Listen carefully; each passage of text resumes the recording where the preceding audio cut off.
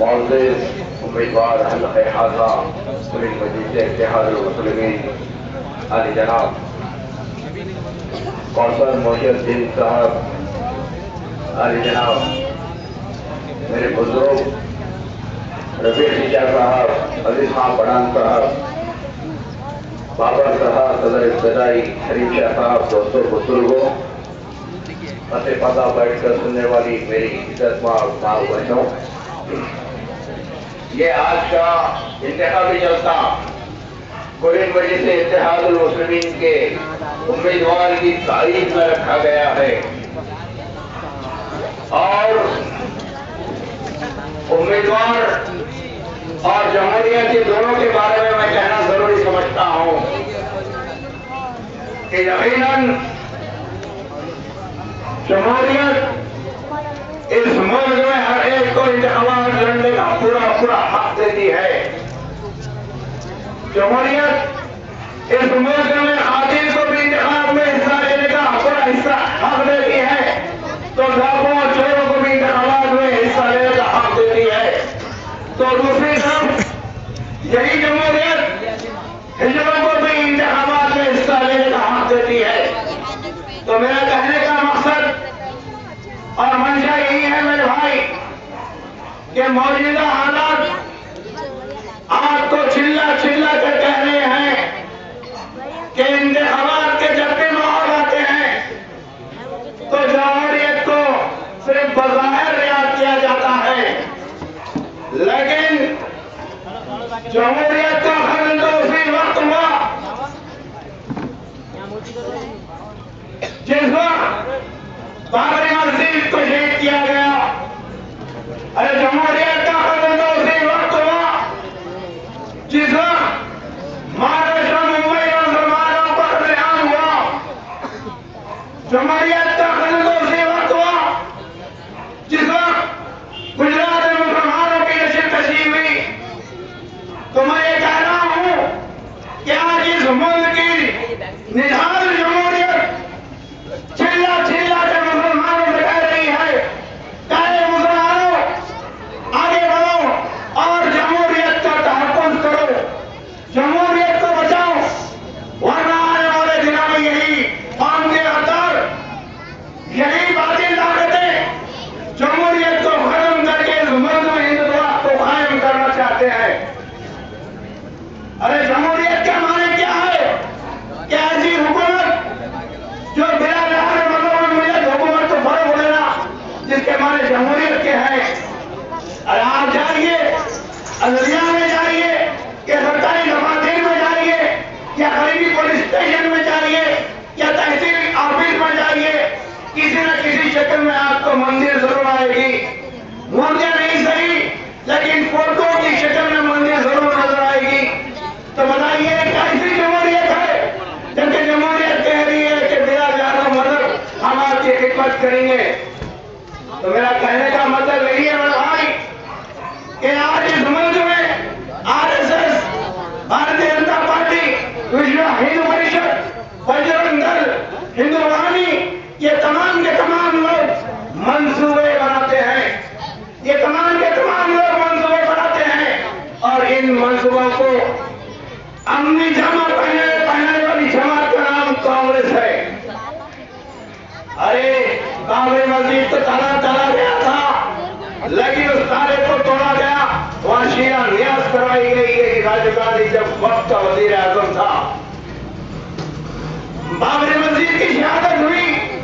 تو کانگریس کا وزیر اعظم پی نرسمہا راؤ تھا۔ تو میرا کہنے کا مقصد یہ ہے کہ کانگریس جو شرافت کے چولے میں آپ کو نظر آتی ہے یا سفید لباس میں آپ کو نظر آتی ہے، ارے کسی شاعر نے سچ ہی کہا کہ لباس پارسائی سے شرافت آ نہیں جاتی، شرافت نفس میں ہو تو انسان پارسا ہوگا۔ تو یہ لوگ جو ڈھونگ چاہتے ہیں سیکولرزم کا، یہ سیکولرزم سے ایک ڈھکوسلا ہے، ایک دھوکہ ہے۔ عزیزان گرامی، میرے دوستوں، میرے بزرگوں، پتے پتہ بیٹھ کر سننے والی میری ماں بہنوں،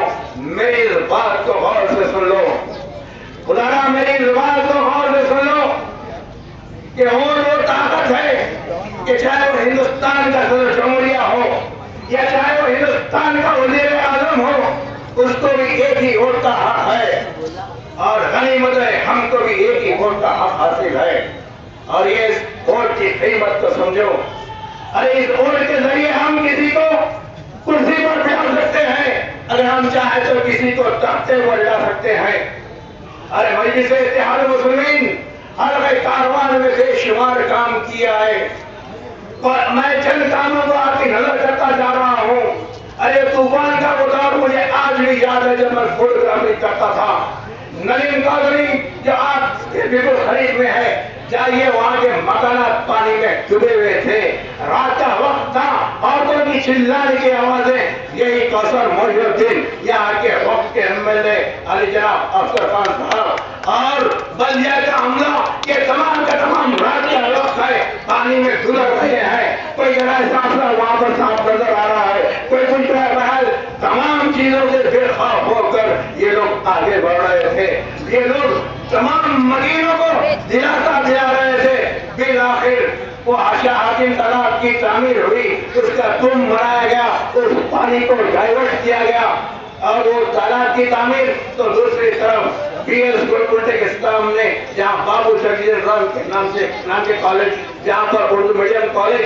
جونیئر کالج قائم کیا گیا، ہائی اسکول کی نئی عمارت تعمیر کی گئی۔ الحمدللہ وہیں پر ڈگری کالج کی منظوری بھی آ چکی ہے، جہاں پر آج اس کالج میں تقریباً 500 طلباء اور تقریباً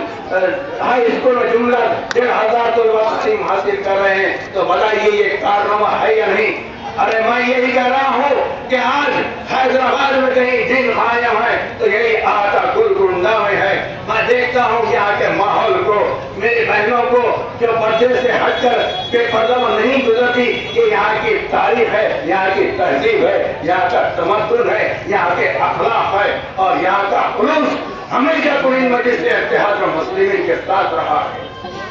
تو میں یہی کہہ رہا ہوں بالخصوص میرے نوجوان بھائیوں سے، ان لڑکوں سے جو مجلس اتحاد المسلمین کی طاقت کو پہچاننے کی کوشش کر رہے ہیں، ارے نوجوانوں، آپ اپنے آبا و اجداد سے پوچھو، اپنے بزرگوں سے پوچھو، اپنی ماں بہنوں سے پوچھو، ارے یہ مجلس اتحاد المسلمین کبھی بھی کسی بھی وقت کوئی حالات یا مصیبتوں سے گھبرائی نہیں ہے، بلکہ ہمیشہ آپ کا شانہ بہ شانہ آپ کے ساتھ رہی ہے۔ ارے خان کھلا کا مقام لے لو یا تخت بولی کا مقام لے لو، وہاں پر پانی کی پائپ لائنیں ڈالی گئی، ڈرینج کی لائنیں ڈالی گئی، نئی سڑکوں کی تعمیر کی گئی، یہاں تک کہ بلدیہ کی ٹرین سے صفائی کا انتظام کیا گیا، کمیونٹی ہاؤس تعمیر کیے گئے۔ مجلس اتحاد المسلمین کا کارنامہ ہے، اور ان میں زیادہ تر سہرا جاتا ہے اس امیدوار کو، کوثر محی الدین کو، جو نشاندہی کرتا تھا مسائل کی، جو نشاندہی کرتا تھا تمام حالات کی، جو نشاندہی کرتا تھا کہ کون سے مقامات پر کن چیزوں کی ضرورت ہے۔ تو یہ تجربہ کار ہے، یہ قابل ہے، اور سب سے اہم بات یہ ہے کہ جس وقت اس شخص کو ٹکٹ دینے کا اعلان ہوا،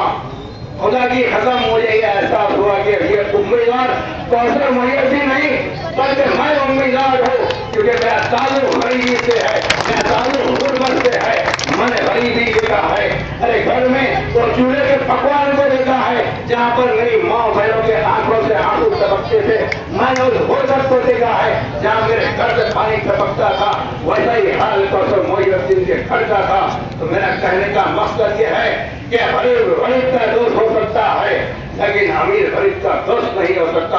میرے بھائی۔ لیکن آج ہم کو متحد ہونا ہے، اپنے اتحاد کو مضبوط کرنا ہے، اپنی جماعت کو مضبوط کرنا ہے۔ اور آج پوری مجلس اتحاد المسلمین نہ صرف شہر حیدرآباد بلکہ آندھرا پردیش یا تلنگانہ، رائل آندھرا پردیش یا اس سے ہٹ کر دوسری ریاستیں، چاہے کرناٹک ہو یا مہاراشٹر ہو یا اتر پردیش ہو، ہر مقام پر مجلس اتحاد المسلمین ایک اپنی پہچان رکھتی ہے۔ ہر مجلس اتحاد المسلمین کو بعض مباد پرست لوگ یا باطل طاقتیں فرقہ پرست کہتے ہیں، تو میں یہی بآواز بلند کرتا ہوں کہ اگر مجلس اتحاد المسلمین فرقہ پرست اگر ہوتی تو حال ہی میں جو طوفان آیا، جو چٹانیں جہاں سے یعنی سر کی کئی ہندو بھائی جہاں پر مر گئے، وہاں پر پوری مجلس मजलिस इत्तेहाद मुस्लिमीन ने 1.5 करोड़ की इमदाद पहुंचाई। तो मेरा कहने का मतलब यह है कि मजलिस इत्तेहाद मुस्लिमीन हिंदुस्तान की वाहिद सेक्युलर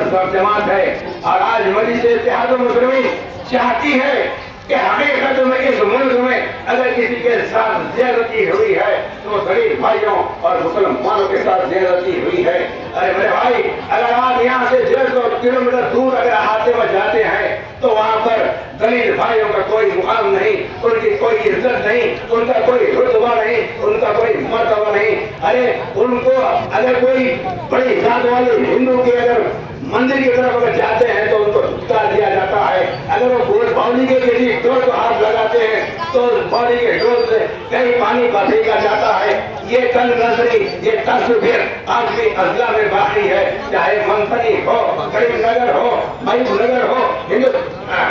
हिंदुस्तान के किसी मुकाम पर चले जाओ, आज भी गरीब भाई इन मुसीबतों का सामना करता है। लेकिन कुल मजलिस इत्तेहाद मुस्लिमीन दलितों के लिए, ST के लिए भी दावत देती है, आओ तुम हमारी सभा में शरीक हो जाओ और हमारे बराबर बैठो। हमारे पास कोई तफरक नहीं, हमारे पास कोई बड़ा या छोटा नहीं, हम दलित भाइयों से भी खर्च करते हैं। ये कमल के फूल का पीछा छोड़ो, जिस जाफरानी रंग का पीछा छोड़ो, जिसमें सिर्फ आग आपको नजर आएगी, जिसमें सिर्फ चलता हुआ धुआं नजर आएगा, जिसमें सिर्फ जुल्म की आवाजें आपको नजर आएगी। मेरे भाइयों, पूरी मस्जिद इत्तेहाद मुस्लिमीन में आ जाओं और तकरीबन मिलत दायरे पर रसूलुल्लाह के हाथ मजबूत करो। और हमारे जो नुमाइंदा है, पतंग है, पतंग के निशान पर बटन दबाओ और उनको हाथ के से कामयाब करो। मेरे भाई,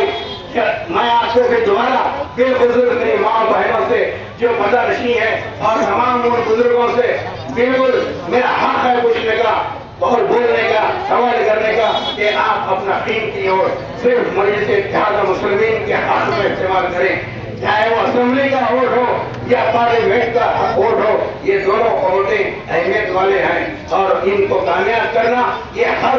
बड़े बुजुर्ग का बुजुर्ग का हक है और तमाम नौजवान हर बच्चे का हक है। तो जमात अगर होगी तो यकीनन अगर आप हिंदुस्तान के किसी भी शहर में जाएंगे, अगर आप जम्मू कहोगे तो आपको पहचान लेगा कि हाँ तुम हैदराबाद के हो। अगर असदुद्दीन ओवैसी या अकबरुद्दीन ओवैसी हिंदुस्तान के किसी मुकाम में अगर इनाम करोगे तो कहेंगे हाँ तुम हैदराबाद के हो। तुम्हारी इज्जत, तुम्हारा मुकाम, तुम्हारा मर्तबा या तुम्हारा रुतबा, अरे यहाँ पे हट कर देखो कि जमात की क्या अहमियत है। अरे आज दूर दूर के कई दूसरे स्टेट के लोग मजलिस इत्तेहाद मुस्लिमीन की खियामत के लिए तड़प रहे हैं और कह रहे हैं कि नगरी मिलत आइए उत्तर प्रदेश की तरफ, तो कोई कह रहा है अकबर साहब आइए महाराष्ट्र की तरफ, तो कोई कह रहा है आइए कर्नाटक की तरफ। तो मेरा बोलने का मतलब ये है कि आपकी ताकत पूरी मजलिस इत्तेहाद मुस्लिमीन है, आपकी पहचान पूरी मजलिस इत्तेहाद मुस्लिमीन है, आपका विहार पूरी मजलिस इत्तेहाद मुस्लिमीन है, आपकी शान पूरी मजलिस इत्तेहाद मुस्लिमीन है। और बुलंदी पर पहुंचाने वाला ये मुकाम जो पतन सिर्फ ये आपका पकड़ का निशान है। इन्हीं चंद अल्फाज के साथ, इन्हीं जुमलों के साथ मैं अपनी बात को खत्म करता हूँ कि 30 तारीख के दिन आप अपने कीमती वोट का इस्तेमाल पतन के निशान पर लगाइए और कौशल मोहद्दीन साहब को कामयाब कीजिए। नगमे मिलत बैरिस्टर रसूलुल्लाह साहब के हाथ मजबूत कीजिए। शुक्रिया। मजलिस जिंदाबाद।